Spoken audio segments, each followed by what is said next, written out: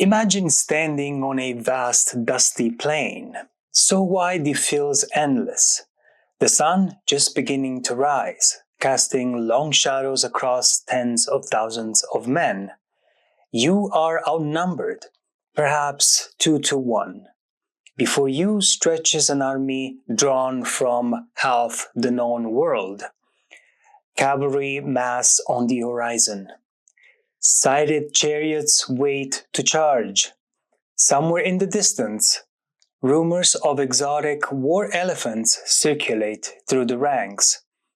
Defeat seems inevitable, but this is where one man, young, outnumbered, and far from home, demonstrates how intellect, audacity, and leadership can outweigh raw numbers. This is Gaugamela, a battle that didn't merely decide a war. It shattered an empire over 2 centuries old and reshaped the world through an unprecedented fusion of cultures. As the Macedonian scouts reported back under cover of night, Alexander himself rode out serving the field, nearly getting captured in the process, a bold reconnaissance that informed his unorthodox plan.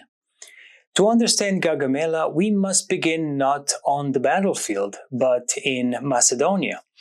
Alexander was born in 356 BC in Pella, the capital of Macedonia, a rugged kingdom on the northern edge of the Greek world. His father, Philip II, transformed Macedonia from a peripheral state into the most formidable military power in Greece. Ruling from 359 to 336 BC, Philip revolutionized warfare. He replaced ad hoc levies with a permanent professional army, loyal to the king rather than to city-states. At its core stood the Macedonian phalanx, armed with the sarissa, a pike often 15 to 16 feet long, or even up to 18-20 feet in some variants, far longer than traditional Greek spears. This allowed Macedonian infantry to strike first while maintaining cohesion and surprising mobility. The front 5 ranks could all project their spears forward, creating a wall of death that shorter Greek hoplites couldn't breach without being impaled first. Philip emphasized combined arms, heavy infantry working in coordination with elite Companion Cavalry, light skirmishers, engineers, and siege specialists. This was not just force, it was a system. Scarred by combat, having lost an eye and permanently injured a leg, Philip forged unity through war. In 338 BC, after defeating Athens and Thebes at Chaeronea, he imposed Macedonian leadership over Greece through the League of Corinth. His stated ambition was to invade Persia, framed as revenge for the invasions of Greece in 490 and 480 BC. That invasion would fall to his son. In 336 BC, Philip was assassinated by a bodyguard named Pausanias. Ancient sources like Plutarch hint at a wider intrigue, perhaps involving Olympias, Alexander's mother, but no conclusive proof survives. What matters is what followed. Alexander, just 20 years old, acted decisively. After Philip's murder, Alexander not only executed rivals like his cousin Amyntas and also quelled a Theban revolt by razing the city and selling 30,000 survivals into slavery, a brutal message that solidified his grip on Greece. Rivals were eliminated, revolts in Greece were crushed, most famously with the destruction of Thebes. Alexander's upbringing was extraordinary. From ages 13 to 16, he was tutored by Aristotle, learning philosophy, medicine, science, and Homeric literature. This education shaped how Alexander viewed conquest not merely as a domination, but as discovery. A famous anecdote illustrates this mindset: the taming of Bucephalus, a wild horse no one else could ride. Alexander noticed the animal feared its own shadow, turned it toward the sun, and rode it successfully, an early sign of perception overcoming brute force. In 334 BC, at age 22, Alexander crossed the Hellespont with roughly 40,000 troops, symbolically casting a spear into Asian soil to claim conquest by right.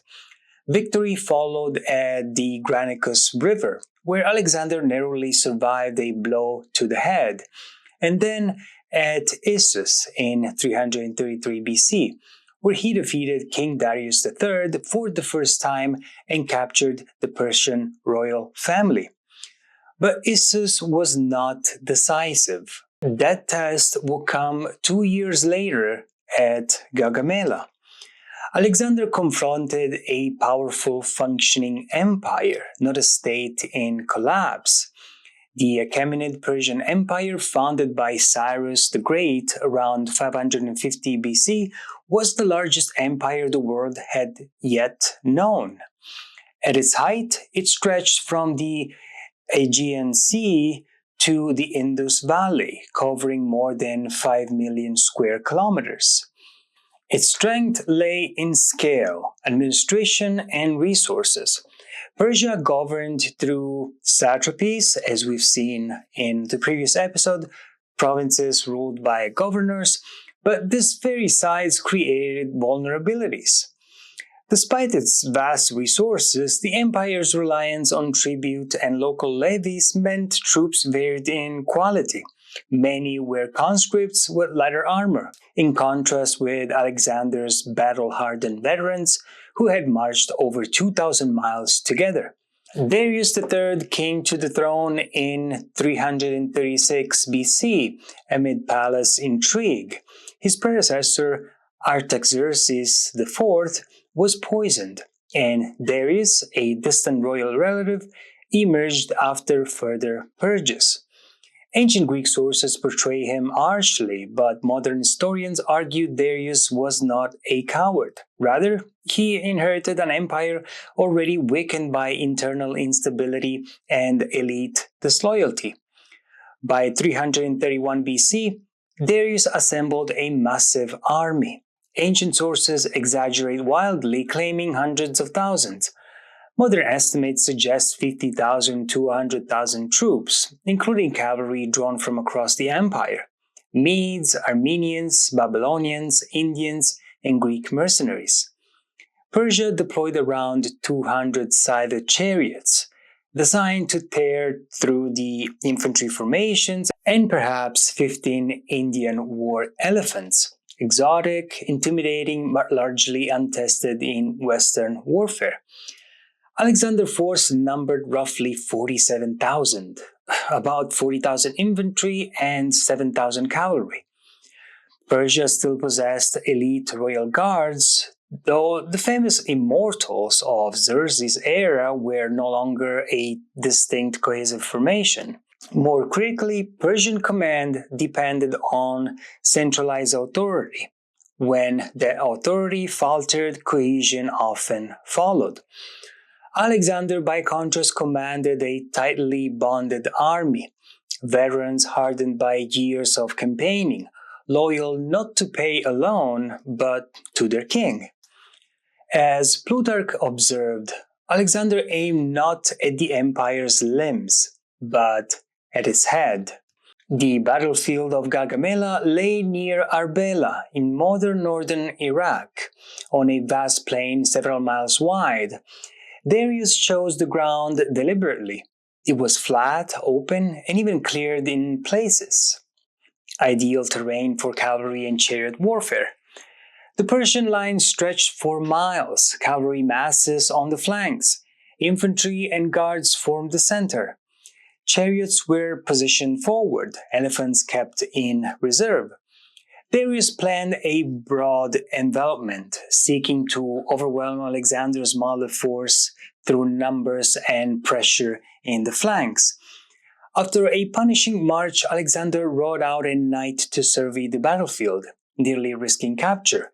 Some urged a night attack. Alexander refused. He wanted order, daylight and a victory no one could deny. His formation was unconventional. On the left, under the veteran Parmenion, the line was held back in a deliberately defensive posture. On the right, Alexander led the Companion Cavalry forward at an angle. It was a kind of oblique advance by pushing his right while restraining his left. Alexander drew Persian forces outward, stretching their line and opening the decisive gap.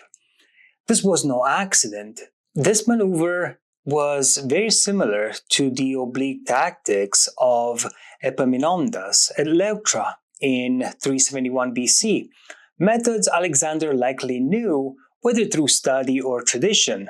Light troops screened the flanks, blunting Persian attempts at encirclement. As the battle unfolded, pressure and maneuver, rather than a simple feigned retreat, drew Persian cavalry outward, stretching their line and thinning the center, like in a U formation. This created a moment, brief, dangerous, and decisive. Alexander formed his Companion Cavalry, roughly 1,800 AV horsemen, into a wedge. The target was not the army, it was Darius himself. Before the battle, a lunar eclipse had occurred on September 20th, 331 BC. Babylonian astronomers recorded it precisely, noting Jupiter's position as a bad omen for Persia. Alexander's seers spun it positively. The moon, symbol of Persia, is eclipsed. Victory is ours. Alexander interpreted it as a favorable omen, an example of how he fused psychology, religion, and command to sustain morale. October 1st, 331 BC. The plain erupted in dust and noise. Persian cavalry surged forward. Chariots charged, blades flashing. But the Macedonians responded with discipline. Infantry opened lanes, allowing chariots to pass through, then closed ranks and killed drivers from javelins and spears. It's kind of like they opened up to avoid the chariots and then swallowed them through from behind once they passed through. The fear-war elephants saw little action and were later captured, causing more panic than damage. The phalanx advanced steadily. Sarissas, the spears, the long spears, forming an impenetrable wall. Persian infantry, often lighter armed, began to break. On the left, Parmenian's forces bent under pressure but held. Meanwhile, Alexander saw the gap. He charged. The Companion Cavalry smashed through the Persian center. Combat collapsed into chaos. Alexander fought at the front, killing several Persian nobles. In the melee, Alexander speared the Persian noble Oxathres, brother of Darius, showcasing his frontline leadership. Though a companion, Cletus the Black, saved him from a fatal blow moments later. Darius, witnessing his guards falling, fearing for encirclement, turned his chariot and fled. His flight proved decisive. Persian units continued fighting in places, but morale shattered. The army dissolved. Alexander briefly pursued Darius before turning back to secure his endangered left flank. Casualty figures remained debated. Macedonian losses were likely under 8,000 killed. Persian deaths probably reached the tens of thousands, though ancient claims of hundreds of thousands are exaggerations. What mattered was not the numbers, it was the symbolism. At Gaugamela, the Persian king ran. Darius escaped east, but was murdered in 330 BC by Bessus, a satrap who proclaimed himself king. Alexander captured him soon after and had him executed, presenting himself as Darius' lawful avenger. Babylon surrendered without resistance. Susa followed. In Persepolis, Alexander seized unimaginable wealth, then burned the ceremonial capital. perhaps in revenge for Athens, perhaps as drunken excess, perhaps as calculated signal that Achaemenid legitimacy was finished. Alexander adopted Persian titles and customs, including the diadem and proskinesis, attempting to rule as both Macedonian king and Persian shah. This Persian bowing ritual sparked mutiny among Macedonians who saw it as a divine worship unfit for a king, leading to the execution of critics like Callisthenes, Aristotle's nephew. This alienated some followers but secured others. A new age emerged, the Hellenistic world. Greek, specifically Koine Greek, became the common tongue of the empire. Cities like Alexandria emerged as centers of learning. Founded in Egypt in 331 BC, Alexandria housed a library that ancient sources claimed held up to 700,000 scrolls. An exaggerated figure mostly, but one that still points to an institution without parallel in the ancient world. There, Greek science blended with Egyptian astronomy, nurturing minds like Euclid. Further east in Gandhara, Greco-Buddhist art depicted the Buddha with Apollo-like features, a striking fusion of Greek aesthetics and Eastern spirituality. Across the former Persian world, imperial administration met Greek philosophy. From this hybrid civilization, Rome would later inherit its intellectual foundation. But what if Alexander had failed? Had Darius withdrawn in good order, Persia might have endured, trading territory for time while raising new armies in the east. Greek revolts could have reunited behind Alexander. Deep in Asia, his army might have been stretched, isolated, and slowly bled dry. What if Alexander had been killed in the charge? His army may still have won the field, but the empire would fracture immediately. No stable Hellenistic kingdoms. Persia might reassert control. Had Darius won, Greek city-states might have fractured further, delaying Rome's rise and reshaping the Mediterranean world, perhaps no spread of Stoicism or Epicureanism eastward. Without Alexander's cultural fusion, there would have been no Koine Greek, no transmission of Aristotle to the Islamic world, no bridge from antiquity to the Renaissance as we know it. Gaugamela was more than a battle, it was a hinge of history. At Marathon and Salamis, Greece fought to survive. At Gaugamela, it learned how to rule. With one charge across a dusty plain, an ancient empire collapsed, not because it lacked men or gold, but because its center could not hold. From that rupture flowed something entirely new. A world where Greek language, Persian administration, and Eastern faiths collided and fused. Alexander did not merely defeat Persia, he dissolved the borders between civilizations. Empires would rise on that foundation, Rome among them, each inheriting a world no longer divided simply into East and West. Next, we turn to Rome itself, facing annihilation at the hands of a single commander, Hannibal, Ecani, and Zama, where survival would demand adaptation or oblivion. As Rome faces Hannibal's elephants at Cannae, they learned the hard way that what Alexander glimpsed at Gaugamela, adapting to the unknown or facing oblivion. I'll see you on the next battlefield.